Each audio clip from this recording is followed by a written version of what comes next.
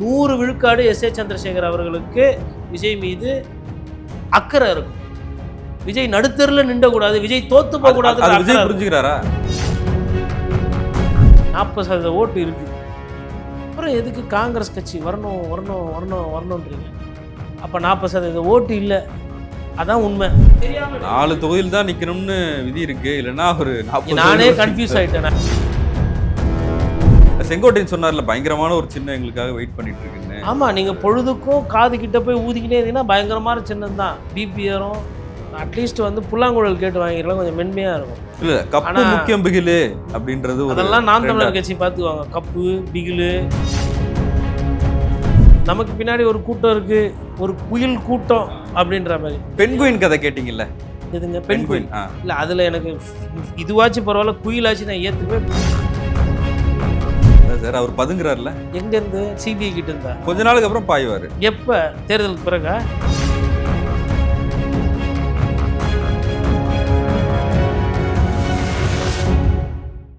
South beat அன்பு உறவுகளுக்கு வணக்கம். நான் ஃபெலிக்ஸ் இன்பவுலி. இந்த நேர்காணலில் நாம் சந்திக்க இருப்பவர் மூத்த பத்திரிகையாளர் திரு கோட்டீஸ்வரன் அவர்கள். வணக்கம். வணக்கம். நேயர்களுக்கு அன்பு வணக்கம். தமிழ்நாடு காங்கிரஸும் திமுகவும் தொகுதி பங்கீடு குறித்து அறிவாலயத்தில் ஆலோசனை செய்வதாக சொல்லியிருக்காங்க. அதே சூழலில் இன்னைக்கு நாடாளுமன்றம் டெல்லியில் தொடங்குது. அங்கே கனிமொழி, டிஆர் பாலு உள்ளிட்ட எம்பிக்கள் ராகுல் காந்தியோட ஒரு சந்திப்பு இருப்பதாக சொல்லப்பட்டது. ஆனால் இப்போ மகாராஷ்டிராவின் துணை முதலமைச்சர் அஜித் பவார் ஒரு விமான விபத்தில் இறந்து போயிருக்காரு. தலைவர்கள்லாம் அங்கே போக வேண்டிய சூழல் இருக்கிறதுனால இந்த தொகுதி குறித்த விஷயங்கள்லாம் பின்னர் பேசப்படும்ன்ற மாதிரி பார்க்குறோம். இந்த சூழலில் இப்போ இன்னொரு செய்தி, விஜயோட தந்தை திரு எஸ்ஏசி அவர்கள் காங்கிரஸ் கட்சிக்கு எடுத்து சொல்லுங்க, காங்கிரஸ் கட்சி எத்தனை காலம்தான் இன்னொருத்தர் அதிகாரத்துக்கு வரத்துக்கு துணையாக நிற்பாங்க அப்படின்னு அவர் பேசியிருக்காரு. அப்போ காங்கிரஸுக்கு மறைமுகமாக அழைப்பு விடுக்கிறாரா, இல்லை நேரடி அழைப்பு விடுக்கிறாரா அப்படின்னு பார்க்கப்படுது. திருச்சி வேலுசாமி உள்ளிட்ட காங்கிரஸ்காரர்களை விஜயோட தந்தை கொஞ்ச நாள் முன்னாடி சந்திச்சாரு அப்படின்றதையும் பார்க்குறோம். இப்போ தினமலரில் கூட ஒரு செய்தி வந்திருக்கு, விஜய், சீமான், ராமதாஸ், காங்கிரஸ் இப்படி ஒரு கூட்டணி வர வாய்ப்பு இருக்குன்னுலாம் போட்டிருக்காங்க. எப்படி பார்க்குறீங்க? மொத்தம் பார்க்கும்போது ஒரு 3 கேள்விகள் இருக்குது உங்களோட அந்த நீண்ட கேள்விகளில். முதல்ல திமுக காங்கிரஸ் கூட்டணி டெல்லியிலையா இல்லை இங்கே அறிவாலயத்தில் அப்படின்னு. இது எதிர்பார்த்த ஒன்று, பேசு பொருளாக இருந்தது. இது இப்பொழுது அது அந்த ஷேப்புக்கு வரணும். ஏன்னா இன்னும் உங்களுக்கு டைம் பார்த்திங்கன்னா இன்னும் ஒரு 10 நாள் தான் கையில் இருக்குது. 10 நாளில் சீட்டு எண்ணிக்கை இறுதி செய்துட்டு எத்தனை தொகுதியில் நிற்க போகிறோம் அப்படின்ற அந்த முடிவு வந்தால் தான் வேட்பாளர் தேர்வுக்கு நீங்கள் போக முடியும். நேரம் இல்லை. ஆல்ரெடி இந்த நேரத்துக்கு ஏன்னா திமுக கூட்டணி என்பது ஒரு இன்டாக்டாக இருக்குது. அந்த கூட்டணியில் புதுசாக யாரும் வரல, கூட்டணி விட்டு யாரும் போகலை. அப்படி இருக்கும் பொழுது இந்த பேச்சுவார்த்தை என்பதை கொஞ்சம் முன்னாடியே பண்ணி ஒரு கிளாரிட்டிக்கு வந்திருக்கலாம். ஏன்னா நேரம் ரொம்ப முக்கியம். அப்படி நேரத்தை பார்க்கும்போது ஒரு தாமதம் ஆகிருக்கு. ஆனால் அந்த விஷயத்துக்கு இப்போ முற்றுப்புள்ளி வைக்கப்படுன்ற மாதிரி நம்ம எதிர்பார்த்தோம். பட் துரதிர்ஷ்டவசமாக ஐயா அஜித் பவார் அவர்கள் ஒரு மரணம் அடைந்திருக்கார். உண்மையிலே ஒரு வருத்தம் அளிக்கிற ஒரு செய்தி. தேசியத்தில் ஒரு முக்கியமான தலைவர், ஒரு மகாராஷ்டிரத்தினுடைய துணை முதலமைச்சர்னும் போது ஆட்டோமேட்டிக்காக டெல்லியில் இருக்கிற எல்லா எம்பிகள், குறிப்பாக ராகுல் காந்தி, காங்கிரஸ் கட்சி தலைவர்கள் அங்கே போகிறது தான் இயல்பு. அதனால் டெல்லியில் நடக்க வேண்டிய அந்த கூட்டம் என்பது காலதாமதம் ஆகிறதுக்கு வாய்ப்பு இருக்குது. மேபி இன்றைக்கி இருக்காதுன்னு நினைக்கிறேன் அந்த கூட்டம். நாளைக்கோ இல்லை நாளன்னைக்கோ 2 நாளில் இருக்கும். அதுதான் ரொம்ப முக்கியம். ஏன்னா அங்கே ராகுல் காந்தி இருக்கார், அந்த கட்சியினுடைய தலைவர். அது முடிஞ்சதுக்கு பிறகு தான் அறிவாலயத்தில் அது சரி செய்யப்படும். இல்லை ஒருவேளை முதல்வர் இங்கேருந்து புறப்பட்டு போயிருக்காரு, இல்லை ராகுல் காந்தி அங்கேருந்து புறப்பட்டு இங்கே வராருன்னா அந்த வேலை முடிஞ்சிடும். ஸோ அப்போது உடனே நடக்க வேண்டிய ஒரு கூட்டம் எனக்கு தெரிஞ்சு ஒரு 24 மணி நேரம் இல்லை 48 மணி நேரம் தள்ளி போகுது.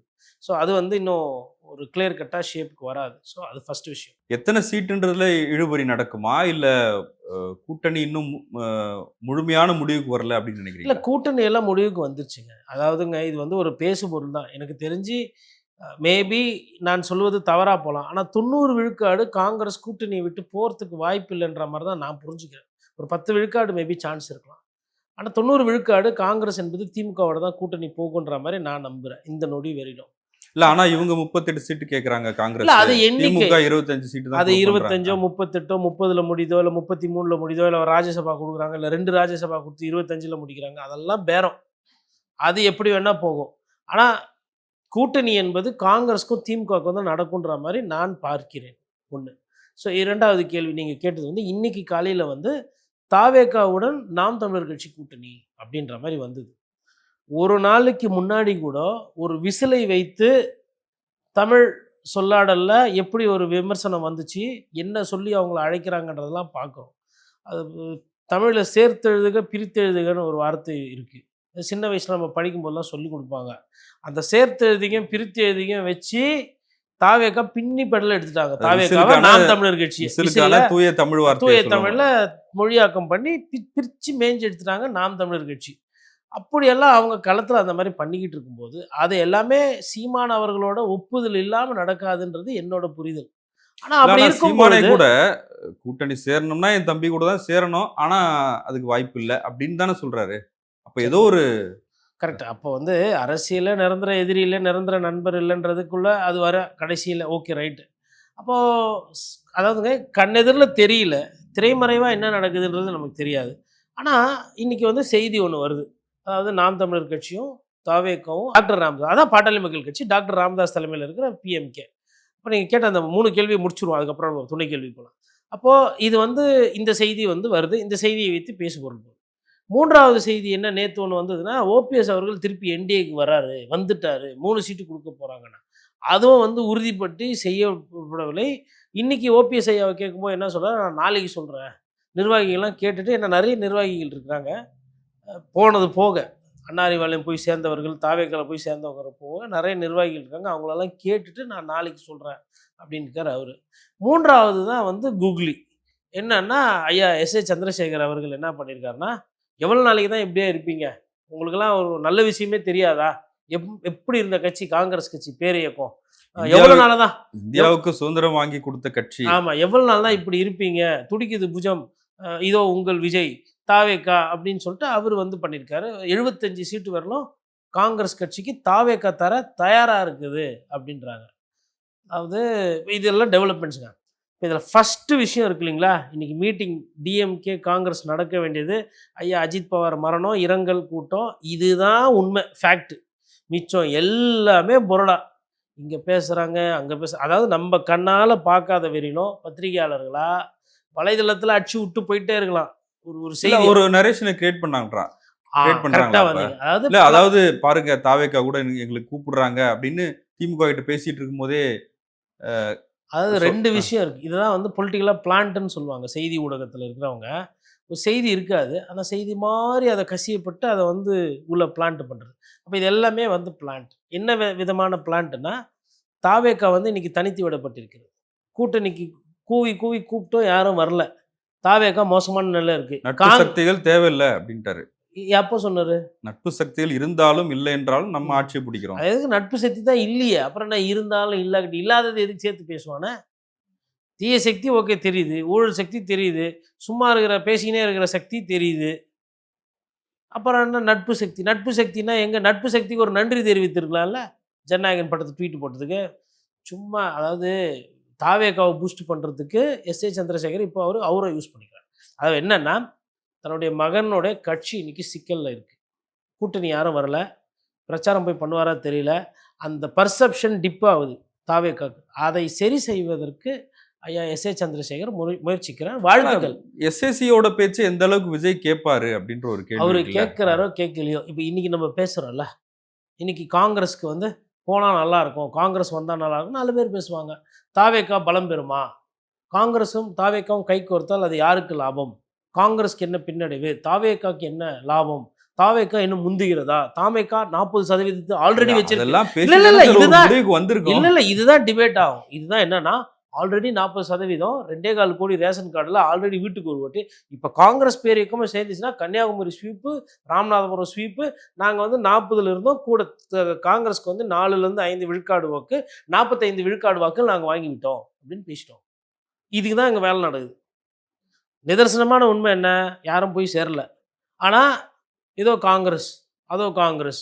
காங்கிரஸ் என்ன பண்ணுது? பரவால்ல, நம்மள மதிக்கிறாங்க. அறிவாலயத்துல போனா நம்மள கண்டுக்கல, மிதிக்கிறாங்க. மதிக்கிறாங்க இருக்கட்டுமே. இப்போ நேத்து வந்து தளபதி அவர்கள் மதுரையில வந்து அந்த சட்டமன்ற உறுப்பினர் ஒரு கருத்து வச்சாரு. வச்ச உடனே இங்க ரிவர்ஸ்ல வருதுல்ல. அதே மாரி இன்னைக்கு காலையில செய்தி என்ன?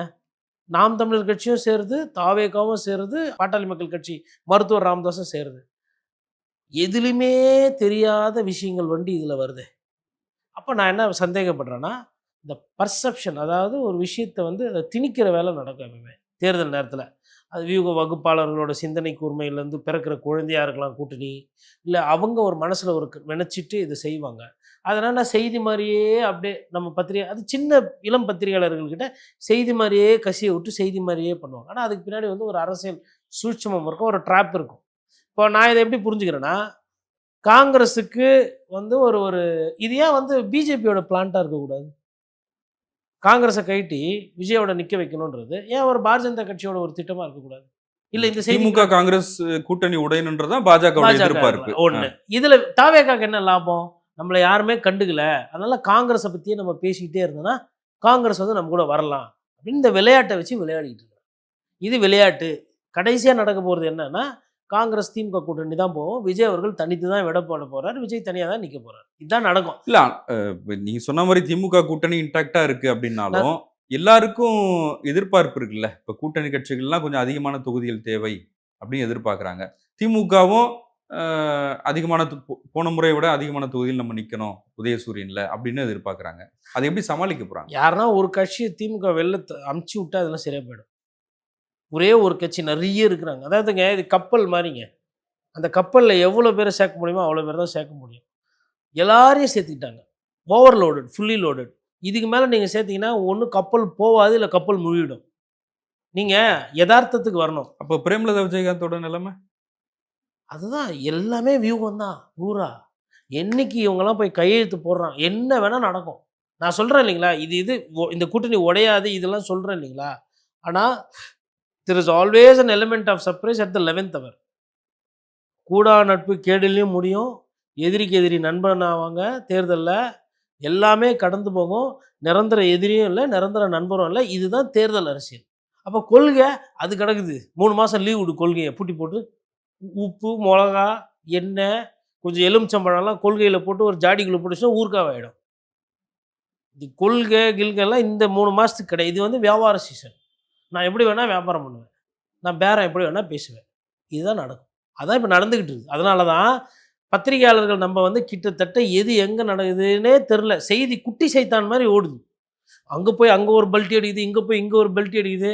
யார் யார் கூட இருக்கிறா? யார் யாரோட போவா? எப்போ போறாங்க? எப்போ போறாங்க? நைட் எங்க இருந்தாங்க? பகல்ல எங்க? ஒண்ணும் தெரியாது.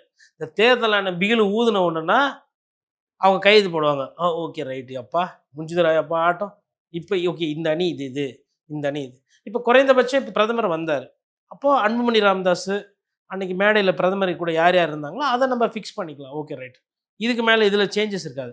ஆனா அந்த வெளியில இருக்கிறாங்கல்ல, அவங்க லெஃப்ட்ல இண்டிகேட்டர் போட்டு, ரைட்ல ஸ்டீரிங் இருக்கும். திடீர்னு பார்த்தா ஸ்ட்ரெய்ட்டா இல்ல போயிடுவாங்க. வெளிய இருக்கிறவங்கன்னா, இப்ப தேமுதிக இருக்காங்க. ம்.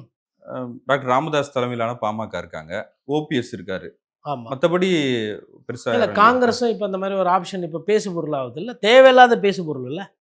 யாருன்னா இந்த மாரி இன்னொரு கருத்து சொன்னா நீக்கிடுவேன் கட்சி விட்டு ஒரு 2 பேர நீக்கினீங்கன்னா, திமுகல ஒருத்தர இல்ல அத காங்கிரஸ் சொன்னா பரவால்ல. நீங்க கேட்கலாம். தாவேகா தரப்புல தானே ஒரு வாய்ஸ் வருது. அது அதுதாங்க காங்கிரஸ் என்ன பண்ணுவாங்க? என்ன நடக்குதுன்றத புரிஞ்சுக்கங்க. தாவேகா வெறுமனே இந்த வார்த்தையிலே, பேப்பர்லயே எழுதி வச்சு எத்தன பேர் ஒரு பிம்பத்த கட்டமைச்சுட்டாங்க. இவ்ளோ சொல்லியும் 24% சொல்லியும் யாரும் வரல. 34% சொல்லியும் யாரும் வரல. 40% ரேஷனுக்கு ஒரு ஓட்டு காட்ட சொல்லியும் யாரும் வரல. அதனால ஐயா என்ன பண்றாரு, ஏங்க ஒரு ஒரு அப்பாவா அவர யோசிச்சு பாருங்க. அவரால எப்படி ஒரு கட்சிய விட்டு குடுக்க முடியும்? தன்னோட மகனோட கட்சி.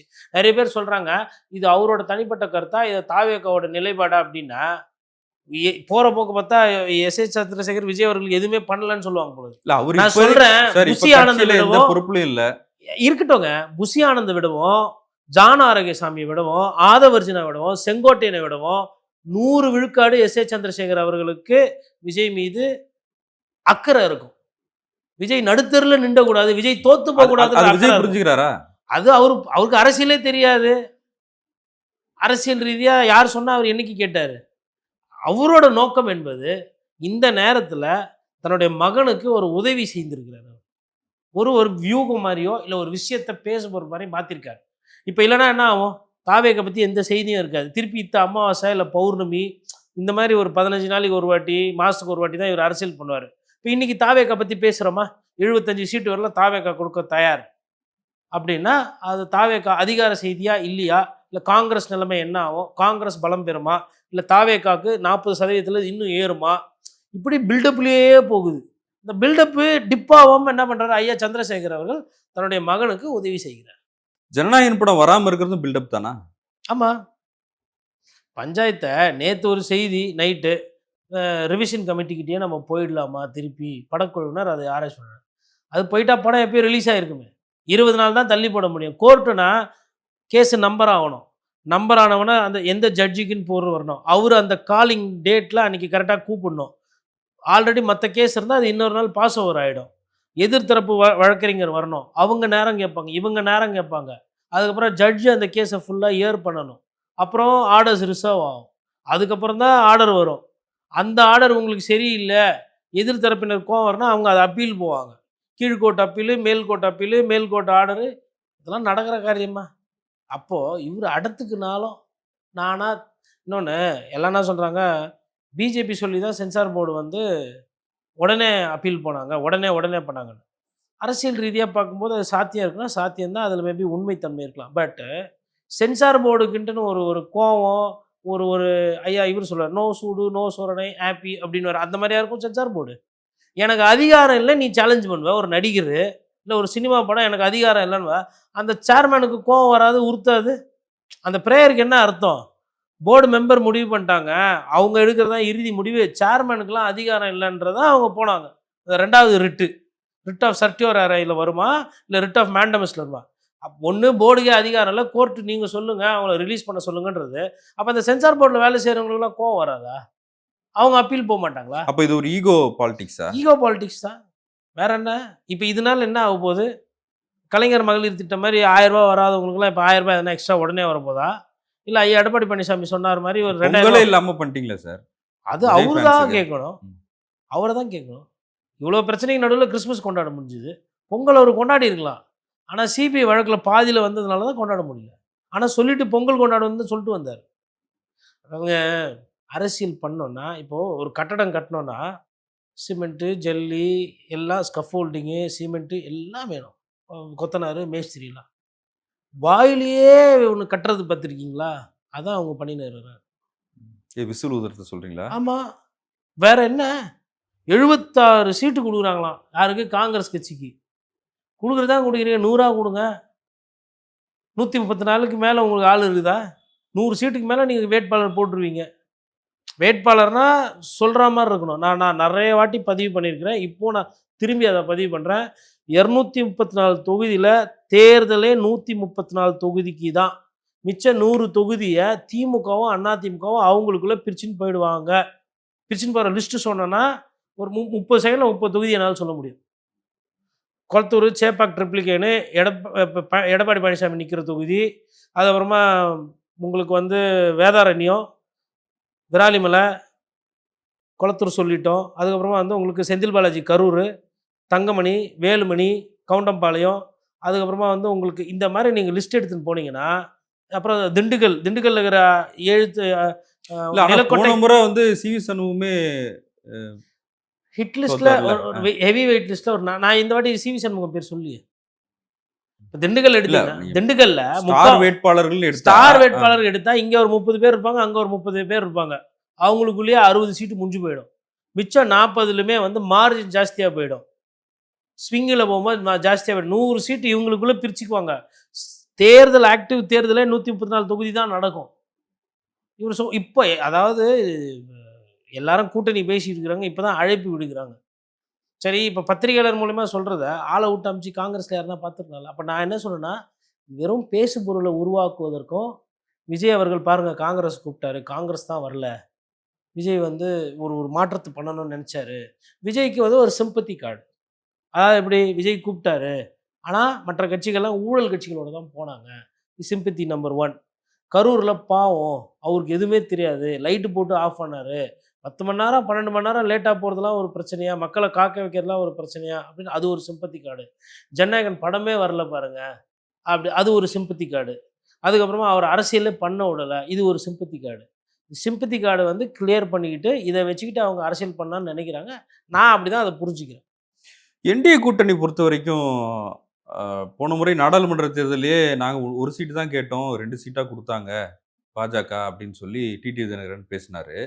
இப்போ வந்து எலெக்ஷனில் நான் நிற்கலை அப்படின்னு சொல்லிட்டாரு. இப்போ கட்சியை இணைத்த சரத்குமாரும் கூட தேர்தல் நிற்கலைன்னு சொல்கிறாரு. இதெல்லாம் ஒரு நெகட்டிவ் பாயிண்ட்ஸ் அமையாதா? அவங்க வந்து என்னென்னா சட்டமன்ற உறுப்பினராக ஆல்ரெடி இருந்துட்டாங்க. அது என்னன்றது தெரியும். அதுக்கு மேலே அரசியல் பண்ணோம். இல்லை இந்த தேர்தல் தான் சரத்குமார் அவர்கள் வந்து அவர் காரியகர்த்தா சொல்கிறாரு. ஆனால் அடிப்படையில் அவர் ஒரு நடிகராக தான் இருக்கிறார் மோஸ்ட்லி. ஆக்டிவ் பொலிட்டீஷியன்றதை விட is a campaign kind of a politician. இப்போது தேர்தல் நேரத்தில் போய் நின்று செலவு பண்ணி கோடிக்கணக்கில் ஆகும். அந்த கோடிகளை இழக்கிறத விட சில கோடிகளை பிரச்சாரத்துக்கு வாங்கி கொண்டு ஒரு ஸ்டார் கேம்பெயினராக வலம் வந்தால் எது புத்திசாலித்தனம்? அவர் அதுக்கு ஐயா டிடிவி தினகரன் அவர்களை பொறுத்தவரை நான் நினைக்கிறேன்னா அகெயின் கட்சி நடத்தி ஆகணும்.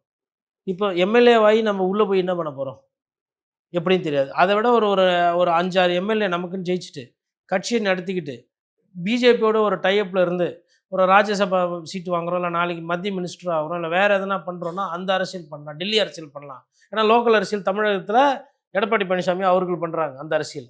நம்ம டெல்லி அரசியல் பண்ணால் கூட ஒரு ஒரு அமைப்பு எடுத்துக்கலாம், ஒரு வியூகம் எடுத்துக்கலாம். 2 பேருமே தெரியாமல் பண்ணலை, இஷ்டம் இல்லாமல் பண்ணலை, கால்குலேட் பண்ணி தான் இந்த முடிவு எடுக்கிறாங்க. இல்லை வெற்றி பெற முடியாது அப்படின்றதுனால அந்த முடிவு எடுக்கிறாங்களா? அப்படி கிடையாதுங்க. வெற்றி பெற முடியாதுன்னு இல்லை, மேபி தேவையில்லை, ரிஸ்க் இருக்குது, ரிஸ்க்கும் இருக்குது.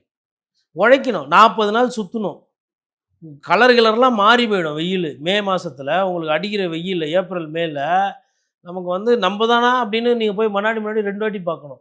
அந்தளவுக்கு உழைக்கணும், பணம் வீரியமாகவும் செலவாகவும் ஜெயிப்போமா தோக்குவானா யாராக இருந்தாலும் உள்ளுக்குள்ள ஒரு பயம் இருக்கும் வேட்பாளர். எதுக்கு அந்த ரிஸ்க்கு? நான் வந்துட்டு மேலே கோச் வேலை பார்க்குறேன், நான் பிளேயர் ஆடல இந்த வாட்டி, தேவைப்படுமா நான் ப்ளே பண்ணிக்கிறேன், நான் கோச். இப்போ நீ இது ஆடு இங்கே போய் பிரச்சாரம் பண்ணி இதை பண்ணு, நான் மேலேருந்து பார்க்குறேன், என் கட்சியை காப்பாற்றணும், எனக்கு சார்ந்தவங்க எம்எல்ஏ ஆனால் போதும். அதான் சரத்குமாரும் சொல்கிறார். எனக்கு அது தெளிவான முடிவு. ஏங்க ஒரு ஒன்றிய செயலாளருக்கோ ஒரு மாவட்ட செயலாளருக்கோ ஒரு நகர செயலாளருக்கோ இருக்கிற அந்த அந்த எஃபெக்டிவான அந்த விஷயம் இருக்குல்ல, தேர்தல் நேரத்தில் சுற்றுறது, பம்பர மாதிரி சுற்றுறது, அது வந்து மேலே இருக்கிற தலைவர்களுக்கு அந்தளவுக்கு வராது. அதன் அடிப்படையில் கூட அந்த முடிவு எடுத்திருப்பாங்க. எதுக்கு நான் இப்போ டிடிவி தினகரன் வந்து அவர் ஒரு இடத்துல போய் வேட்பாளர் நின்றுட்டா அவரால் அவர் அமமுக நிற்கிற இடத்துலலாம் போய் எஃபெக்டிவாக பிரச்சாரம் பண்ண முடியுமா?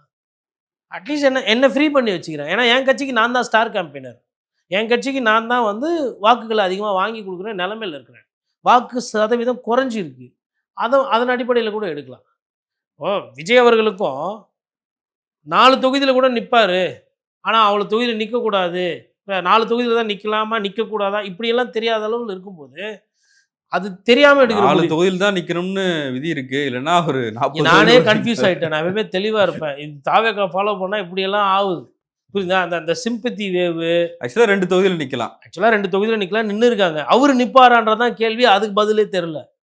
அவர் நிற்பாரா, எந்த தொகுதியில் நிற்பார் தெரியல, இவங்க நிற்க போகிறதில்ல. அப்போ நான் எப்படி நினச்சிக்கிறேன்னா இது 2 இப்போ நீங்கள் கேட்குறீங்க காங்கிரீட்டாக டிடிவி ஏன் இந்த நிலைப்பாடு எடுத்திருக்காரு, இதுக்கு பின்னாடி என்ன அரசியல் இருக்குன்னா என்னால் அதை டீகோட் பண்ண முடியும், இல்லை புரிஞ்சிக்க முடியுது. சரத்குமார் மேபி ராதிகா சரத்குமார் சீட்டு வாங்கி கொடுத்தா அவர்களை வேட்பாளராக போட்டு இவர் பிரச்சாரம் பண்ணலாம்ல, நமக்கு தெரியாது. ஆனால் என்னால் வந்து ஒரு பார்வையில் பதில் சொல்ல முடியுது. அங்கே விஜய்க்கு என்னன்னு பதில் சொல்கிறது எதுவுமே தெரில, உள்ளே என்ன நடக்குதோ தெரில. ஐயா எஸ்ஏ சந்திரசேகருக்கே தெரில. இவர் பண்ணுறது வந்து ஒரு சிம்பத்தி அரசியல், இப்படியே ஒரு சோகமாக அப்படி முகத்தை வச்சுக்கிட்டு இப்படி அப்புறம் இப்படி அப்படியே அமைதியாகவே இருப்பார். நம்மளா புரிஞ்சுன்னு அடடே அமைதிக்கு பின்னாடி ஒரு பெரிய பெரிய ஒரு பிளான் இருக்குது, அமைதிக்கு பின்னாடி ஒரு பெரிய சோகம் இருக்குது, அமைதிக்கு பின்னாடி ஒரு பெரிய அரசியல் தந்திரம் இருக்குது, நம்மளா புரிஞ்சுக்கணும். புரிஞ்சுக்கிட்டு அப்படியே எல்லாம் கொத்தாக போய் ஓட்டு போட்டால், அதாவது 40% ஓட்டு இருக்குது, அப்புறம் எதுக்கு காங்கிரஸ் கட்சி வரணும் வரணும் வரணும் வரணுன்றீங்க? அப்போ 40% ஓட்டு இல்லை, அதான் உண்மை. அதுதான் நான் சொல்கிறேன்னா அந்த பர்செப்ஷன், ஒரு ஒரு ஒரு ஒரு எண்ணத்தை வந்து அவங்க என்ன பண்ணுறாங்க, விதைக்கிறாங்க. நாங்கள் வந்துட்டோம் வளர்ந்துட்டோம், இவ்வளோ ஓட்டு எங்களுக்கு இருக்குது, ஏன்னா அங்கே இல்லை. அதை வந்து இளைஞர்கள்கிட்டையும் அவங்கள நம்புறவங்ககிட்டையும் அதை செலுத்துறதுக்கோசரம் திணிக்கிறதுக்கோசரம் பண்ணுற வேலை தான் இது. அதனுடைய தொடர்ச்சி தான் 76 சீட். 76 சீட்டு சரி காங்கிரஸ்க்கு கொடுக்குறீங்க, காங்கிரஸ் போய் சேர்ந்துச்சுன்னா அப்புறம் நம்ம அதை பற்றி பேசுவோம். நிறைய நேரத்தில் தாவேக்கா செய்கிறதே இல்லை அரசியல். தாவேக்கா இதை செஞ்சுதுன்னா, தாவேக்கா அதை பண்ணுச்சுன்னா, தாவேக்கா இப்படி சிந்திச்சுதுன்னா, நான் என்ன சொல்றேன்னா, தாவேக்கா செய்யட்டும், தாவேக்கா பண்ணட்டும், தாவேக்கா சிந்திக்கட்டும். செயல்பட விடுங்க. அவர் தான் டிடிவி தினகரன் சொன்னாரு, "வூட்லயே உட்காந்துருக்காரு, வெளிலயே வரமாட்டேன்றாரு" அப்படின்றாங்க. பனையூர் பங்களான்ட்டாங்க இன்னைக்கு கட்சியில. ம். அதனால விஜய் இல்ல அவர்களை அவரு பேசலனாலும் ஊரே அவரை பத்தி தான் பேசுது அப்படின்னு நாஞ்சில் சம்பத் சொன்னாரு. ஆமா, அது கரெக்ட். பின்ன வேற என்ன பேச முடியும்? இவரு என்ன பேசுவாரு? இப்ப ஆதவர்ஜுன வந்து மத்தவங்களலாம் கேள்வி கேட்டீங்க. ஐயா துரைமுருகனெல்லாம் கேள்வி கேட்டீங்க. அரசியலில் இது ஒரு வினோதம். ஆமா, எதனா ஒரு வார்த்தைய சொல்லணும்ல அந்த மேடையில போயிட்டு. "என்ன தலைவரே இப்படி பேசாம இருந்தா என்னதான் இதுதான் நல்ல கதிக்கான" அப்படியா உண்மைய பேச முடியும்? எப்படின்னா வந்து ஒரு முட்டோ, இட்டோ குடுத்தாகணும்ல. கட்சியில சேர்ந்துட்டாங்கல்ல, விமர்சனம் பண்ண முடியாதுல்ல. இதே இவரு இப்போ இந்த விமர்சனத்தெல்லாம் விட்டுருங்க. இந்த கீழ்நிலையில இந்த பிளாட்ஃபார்ம் ஸ்பீக்கர்ஸ்லாம் இருப்பாங்க. அவங்கள நெனச்சா தான் எனக்கு இல்ல அவங்க என்னென்ன பேசுறதே இல்ல சார். விசில் தான் ஊதுறாங்க. இன்னைக்கு சரி, நிகழ்ச்சியில ஓகே. என்ன நடக்க போகுது? விசில் ஊதி காட்டுறாங்க. இது தெரியலங்க. நீங்க அரசியல் ரீதியா நான் வந்து ஒரு ஒரு அனாலிசிஸா நல்லா மக்களுக்கு எப்படி இல்ல டீகோட் அவங்க பண்றது பண்றத தான் சொல்றேன். அதுதான் எனக்கே இது ஒரு புதுசா இருக்கு சிலபஸ். ரொம்ப கஷ்டம். கடினமான ஒரு சிலபஸ். அதாவது செங்கோட்டையன் சொன்னார்ல, பயங்கரமான ஒரு சின்னம் எங்களுக்காக வெயிட் பண்ணிட்டு இருக்குன்னு. ஆமா, நீங்க பொழுதுக்கும் காது கிட்ட போய் ஊதிக்கிட்டே இருந்தீங்கன்னா பயங்கரமான சின்னம் தான். பிபி ஏறும், சுகர் ஏறும், டென்ஷன் வரும், தூக்கம் போயிரும். பொழுதுக்கும் விசில் அடிச்சுட்டே இருந்தா என்ன ஆகும்? டென்ஷன் தான். அதான் பயங்கரமான விசில் சின்னம். அடிக்கிறவங்களும் டயர்ட் ஆயிடுவாங்கன்றீங்களா? ஆமாங்க. எவ்வளோ நேரம் அனுப்புவீங்க நீங்க? அது விண்டு சம்மந்தப்பட்டது, காத்து சம்மந்தப்பட்டது. அட்லீஸ்ட் வந்து புல்லாங்குழல் கேட்டு வாங்கிக்கலாம் கொஞ்சம் மென்மையா இருக்கும். பாட்டு கீட்டு அப்படியே பாடிக்கின்னு, அது மாரி ஏதோ ஒண்ணு ஒரு 4, 5 இது பண்ணி அப்படியாச்சும் கச்சேரிக்காச்சும் பண்ணணும். விசில் வந்து தெரியல. வேற எதனா சின்னம் கேட்டுருக்கலாம். அன்னைக்கு வந்து அது வந்து ஒரு பேசும் பொருளா இருந்தது. இல்ல கப்பு ஆனா முக்கியம் பிகிலு ம் அப்படின்றது ஒரு அதெல்லாம் நாம் ட்ரெண்டா தமிழர் இருக்கு. கட்சி பார்த்துக்குவாங்க. கப்பு, பிகிலு, விசிலு, பிரித்து எழுதுக, சேர்த்து எழுதுகலாம் அவங்க பார்த்துக்குவாங்க. நம்ம அதுக்குள்ள போய் டீகோட் பண்ண வேண்டியதே இல்ல.